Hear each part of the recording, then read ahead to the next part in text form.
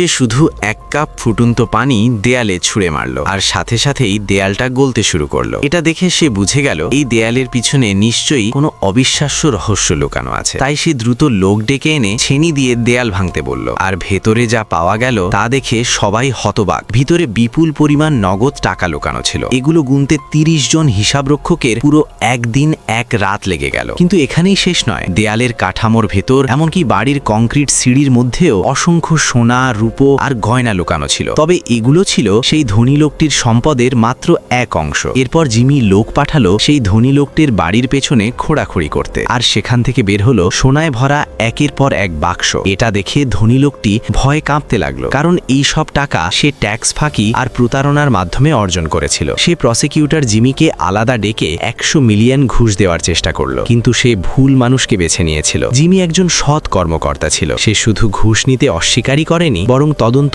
আরও এগিয়ে নেওয়ার সিদ্ধান্ত নিল। হতাশ হয়ে ধনী লোকটি এক গুলিতে জিমিকে মারার পরিকল্পনা করল। তার স্ত্রী তাকে থামাতে দৌড়ে এলো, কিন্তু হঠাৎ বন্দুক নিজেই ছুটে গেল আর ছাদ ভেদ করে উপরে উঠে গেল। পরের মুহূর্তেই উপরের দিক থেকে সোনার ইট বৃষ্টির মতো পড়তে শুরু করলো। সবাই হতবাক হয়ে গেল। তবুও জিমির বিশ্বাস ছিল এই ধন সম্পদ আরও অনেক বেশি। তাই সে ছাদে আরও কয়েকটি গুলি চালালো, আর পুরো ঘর সোনায় ভরে গেল। এদিকে ধনী লোকটি ভয় না পেয়ে দ্রুত একটি গাড়ি নিয়ে সরকারি ভবনের দিকে রওনা দিল। সেখানে প্রায় সব কর্মকর্তাই তার কালো টাকা খেয়েছিল, তাই সে ভাবলো তারা তাকে বাঁচাবে। কিন্তু এই ঘটনা এত বড় হয়ে গিয়েছিল যে এমনকি প্রধানমন্ত্রীও সতর্ক হয়ে গেল। ফলস্বরূপ সব কর্মকর্তা ধরা পড়ার ভয়ে তার থেকে দূরে সরে গেল। অবশেষে সে সাধারণ মানুষের কাছে সাহায্য চাইল। সে শহরের প্রত্যেক গ্রামবাসীকে টাকা দিয়ে জিমিকে ঘেরাও করতে বলল। এদিকে জিমি এসব কিছুই জানত না। সে তখনও সেই বাড়ি থেকে সম্পত্তি জব্দ করতেই ব্যস্ত ছিল। ৩ দিন রাতের পরিশ্রমে শত শত লোক মিলে এত সম্পদ জব্দ করল যে